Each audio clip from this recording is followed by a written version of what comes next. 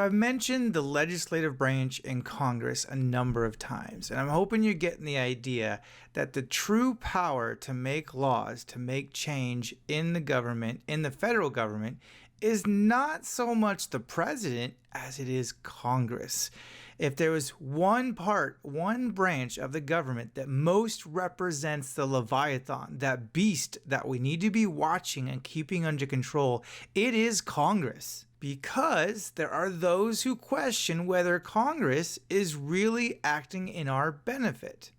Are they really doing things? Are they really going to work every day, trying to help us out? Or do they have other motivations?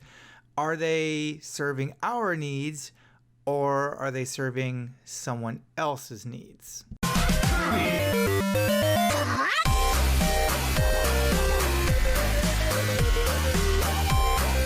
So the powers of Congress have changed quite a bit from the original Constitution, from the way the government was imagined by the founders. And the main reason has to do with something the founders wrote, and that is the Elastic Clause, that allowance for Congress to exercise any powers it deems necessary and proper, which is really vague language. It's not that difficult for Congress to figure out how to explain that something is very necessary and proper. Oh yeah, totally our power. We can totally do that. For example, income tax. When America was first born, there was no income tax. There was taxes, there just wasn't a tax that was based on how much money you made.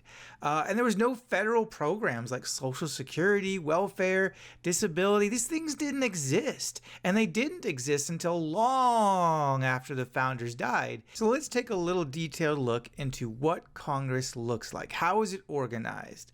So it has what's known as a bicameral structure. That means there's two houses. You might remember that from the Virginia and the New Jersey plan, in which there was a balance that was supposed to be created between Democratic representation in the House, which was supposed to be the half of Congress that most represented the people, compared to the Senate, which doesn't change much. People, when they get elected to the Senate, they stay in the Senate a lot longer. So it takes a lot longer to see new faces, new types of ideas, because we also want stability. When there's a lot of change, there could be confusion, and there can be a lot more disagreements that can prevent things from getting done. So that's why you want a more stable Senate. But the Senate doesn't change much. So that's why we want the House, so that we also have one that can reflect current times if the Senate is maybe kind of lagging. So first up, the Senate. There are 2 senators per state. That means with 50 states, we have 100 senators. To be a senator, you have to be 30 years old, you have to have been a citizen for 9 years, and you have to be a resident of the state that you represent. Those are the official formal requirements of becoming a senator. However, there are some informal requirements, some unwritten requirements. The major one being you need to be rich. Poor people, middle-class people, upper-middle-class people do not get to be senators. Not because they're not allowed, but senators who are in power for a long time end up spending hundreds of millions of dollars to stay there. Campaigning is very expensive for senatorial campaigns. And yes, there's a lot of donations and help, but the point is that's really not a good starting place if you want to be a part of the federal government. Now, there's a lot of similarities between the House and the Senate. They both vote. They both have rules for majority or supermajority types of votes to see what laws will pass and what laws will not pass. One characteristic, one feature of the Senate that is different than the House is the filibuster. You see, before a vote happens, senators get a chance to stand up and make an argument to try to convince others to vote for or against any particular action. Now, there's no time limit. The only rule is, as long as you keep speaking and no one has to help you keep standing, you can keep talking forever and hold up the entire process, because nothing can happen, no voting, no discussions, nothing can go on while someone is talking. That's known as a filibuster. When someone stands up and just keeps talking, even if they're just reading out of the phone book, they can hold the Senate hostage until that individual gets the Senate to do what he wants. Now, the reason why we don't see too many filibusters is because there is a way to break a filibuster and kick that guy off the stage, and that's called cloture.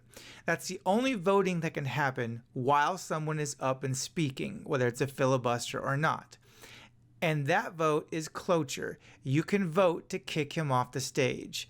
If you get at least 60 members out of the 100 senators that are present to say, yes, shut him up, kick him out, then they can have security remove him from the stage. Moving on to the House of Representatives, in total there are 435 representatives, and they are divided evenly among the states based on population, with no state getting less than one each. So a very small state like Wyoming only gets one. Very large states like Texas and California, they can be in the 40s and 50s easily. And every 10 years, we recount everybody to find out if the numbers need to be adjusted or not. That's called apportionment. That is the distribution of seats in the House of Representatives based on population of the states. But going back to actual membership in the House, the requirements are that you have to be at least 25, you have to have been a U.S. citizen for at least 7 years, and you have to be a resident of the state that you are representing. Informal qualifications are not that different from the Senate. You don't have to be quite as wealthy.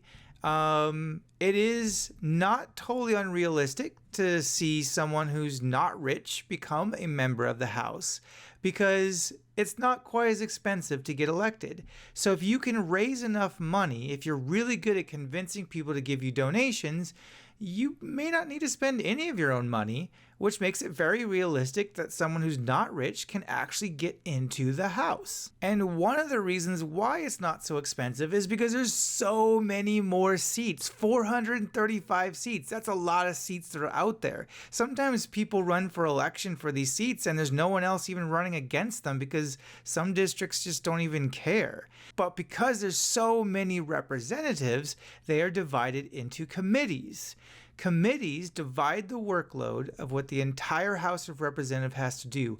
All the topics that affect our entire lives as citizens in the country that have to be decided by Congress are broken up into pieces, and different members work on different parts of legislation. So some will work on education, some will work on defense, some will work on healthcare, so on and so forth. But while writing new laws and passing new laws is the major duty of the Congress, another thing Congress does is they keep in check the power of the president, the executive branch. And they can do that in a number of ways. One is through impeachment. If they think you broke the law, they can remove the president from office, kick him out without a popular vote. That's never happened. It's come close a couple times, but it's never actually happened. They can also censure a president, which is really more like a strong warning, kind of letting him know, we're thinking about impeaching you, so whatever you've been doing that's making us mad, stop doing it, or we're going to kick you out. So it's a strong warning. They also have what's known as the power of the purse. The power of the purse is the ability to fund or take funds away from anything the government does, including the president. So, for example, the president is the leader of the military. He's the one that decides where to send tanks and bombs and planes. But the military isn't free. Where does he get his money to spend on the military? He gets it from Congress. So Congress would probably never do this in this example, but if they wanted to, they could. They could say, oh, you think you're the leader of the military? Okay, fine. Be the leader of the military with $0 for a budget. Go. Good luck. They can do that. That's powerful. If you have no money to do something, you're not going to do it. And Congress has that power over the president. They control his budget. They can take away his pencils if he wants by giving him a zero budget for office supplies. That actually did happen. And to back up those kind of things, one thing Congress has over the president is called oversight, in which they hold hearings like court proceedings, trials, where they can force witnesses to appear, even the president himself, to stand trial and testify about their behavior if they've done anything to violate laws or violate the public trust, violate the social contract. And that can bring a lot of pressure on the executive branch. That can, even if there is no consequence, even if there's no guilty verdict, it can make someone look really, really bad. So that's more incentive for the president to think very carefully before he engages in any kind of action if he's got a Congress that's not happy with him. An example of this is when Hillary Clinton was Secretary of State. That means she was the president's most important person for dealing with leaders of another country. Well, during her tenure as Secretary of State, there was an American embassy that was attacked on September 11, 2012 by terrorists.